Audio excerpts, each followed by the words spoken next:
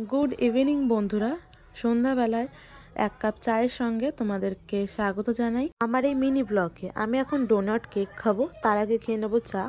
এখন কিন্তু সন্ধ্যাবেলা, আর সন্ধ্যাতেও আমরা চা খাই আর সকালেও 2-1 দিন খাই। এই কেকটা আমার খুবই পছন্দের একটা কেক। স্কুল লাইফে প্রচুর খেতাম, কিন্তু এখন আর খাওয়া হয় না। আজকে খাওয়া হচ্ছে শুধুমাত্র আমার ভাইয়ের জন্য। ভাই এনেছে।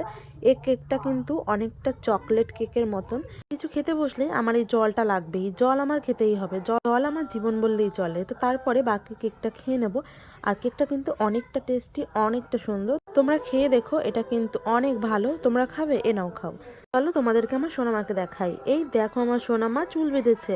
তার চুলগুলো লম্বা হয়েই যাচ্ছে আর লম্বা হওয়ার কারণে চোখে নাকে চলে যাচ্ছে, কানেও ছেয়ে গেছে। এর জন্যই চুলটা বেঁধে দেওয়া হয়েছে।